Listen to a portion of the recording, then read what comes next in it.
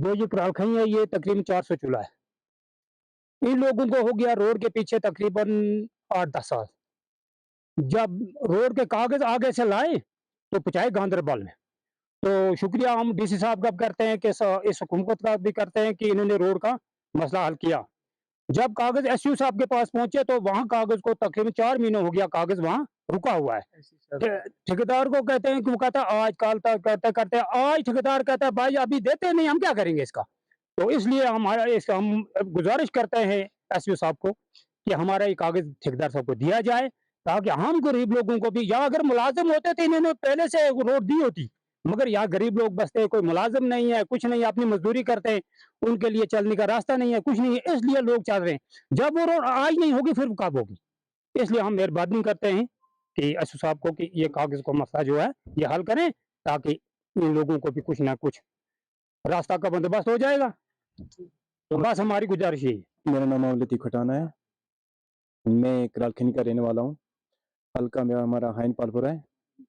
सारा मसला ये है कि जो अलॉटमेंट का मसला है 3 महीने से टेंडर हुआ है। तो अब अलॉटमेंट का मसला है, एससी साहब के पास हमारी ये गुज़ारिश है, डीसी साहब से भी ये गुज़ारिश है कि खुदारा मेहरबानी करके हमारी ये अलॉटमेंट छोड़ दिया जाए, ताकि हमारा ये मसला हल हो जाए, क्योंकि ये हमारी गरीब गुरबात बस्ती है। हम एसटी के लोग हैं, या जंगलों में बसते हैं, हमारी लड़कियाँ या बच्चे स्कूल जा रहे हैं, हमें कोई रास्ता की सहूलियत नहीं है। हम मेहरबानी करके कह रहे हैं कि अगर ये अलॉटमेंट हुआ है, टेंडर भी हो गया है, तो अलॉटमेंट की नहीं छोड़ना है। एससी साहब से भी गुज़ारिश है, डीसी साहब से भी गुज़ारिश है, तो मेहरबानी करके हमारा अलॉटमेंट छोड़ दिया जाए। रोड के पीछे 2016 में अगर ये रोड हमारी ओपन हुई थी, इसकी डीपीआर बनी थी सर। तो जो रोड जिनकी डीपीआर 2019 में थी, उनका काम खत्म हो रहा है, वो रोड बन भी रही है। तो जो हमारी 2016 की रोड है वैसी पड़ी है सर। आपने अच्छी बात पूछी कि आप यहाँ आ गए, लेकिन इसमें क्या बात है, this project has been already approved under NABARD. इसकी ओपनिंग एंडिंग दिसंबर थी। आफ्टर इसका वो फ्रेश वगैरह भी हुआ था, एक्सटेंशन ऑफ टाइम भी दिया गया था on the request of various agencies, तो वाइड पब्लिसिटी के लिए। उस बाद में तो हमने जब इसमें 4 देखा, टेंडर ओपनिंग हो गई, इसके 4 टेंडर बिडर्स आए थे, 2 उसमें नॉन रेस्पॉन्सिव रह गए, 2 रेस्पॉन्सिव रह गए। अब मीनवाइल जब हम in the phase of allotting the work या उसको सीडीआर वगैरह मांगना था, तो तीसरा कोई जो नॉन रेस्पॉन्सिव हो गया था एज पर लॉ, उसने एक लीगल नोटिस भेजी है हमें कि भैया उसको क्यों नहीं आप कर रहे हो, उसको भी क्यों नहीं आप कर रहे हो, ये कि रेस्पॉन्सिव। चलिए उनका हक है, and that legal notice is under securitising. उसमें 2-3 पॉइंट रेज किए थे, तो उसमें हमने कंसर्न को वो भेजा है कि वो स्टेटमेंट वो क्या मांगते हैं, best chartered accountant of the valley, उससे हमने उसका जवाब मांगा, और कोई इन्फॉर्मेशन हमें चाहिए थी डिस्ट्रिक्ट एडमिनिस्ट्रेशन से, वो भी हमने उनसे मांगी है। दैट इज़ वाई अनलकीली उसमें ये टाइम पास हो। बाकी जो लोग भी यहाँ कभी-कभी आते हैं, उनको ये सब कुछ पता है ऐसा मसला है।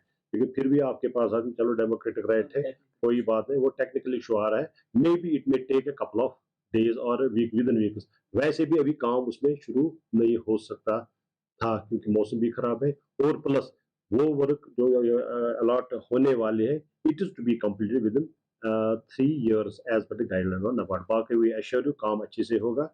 इंशाल्लाह ये मसला भी क्लियर होगा। मैंने यूनियन वालों को भी बुलाया था, ये खुद भी वो देखेंगे, और डीसी साहब ने भी वैसे भी मुझे परसों बुलाया था, उसको भी हमने ये फाइल दिखाई। ही एप्रिशिएटेड अस कि वी आर ऑन जॉब, लेकिन ये चीज़ तो हमें क्लियर करनी पड़ेगी। अनडू ना किसी के साथ होना चाहे। We assure both through medium of this, जिस कॉन्ट्रैक्टर ने ये लीगल नोटिस भेजे, वी एश्योर हिम आल्सो कि अगर उसके साथ ज्यादती हुई तो हम उसी को ये काम का देखेंगे, अलॉट उसी हो जाएगी, या अगर वो कंप्लीट फिर भी नॉन रेस्पॉन्सिव, उसको हम एक्सप्लेन करेंगे कि कैसे नॉन रेस्पॉन्सिव वो हो गया। वैसे बाद में भी अब आपने दूसरे टेंडर भी हमने देखे कि जो खामियां उस लीगल नोटिस वाले ने इसमें भेजी थी, वो खामियां उसने दूसरे टेंडर में कर दी है कंप्लीट। अब समझ नहीं आता उसके दिमाग में क्या है, वो भी अपना आदमी है, सभी अपने आदमी, वी आर वन। हम देखेंगे विद इन 7-10 डेज हम ये काम करेंगे, और इस मीडियम के जरिए उन लोगों को भी ये कहना चाहते हैं काम अच्छे से होगा, but time is the best जज। ये फॉर्मेलिटी हमें करनी पड़ेगी।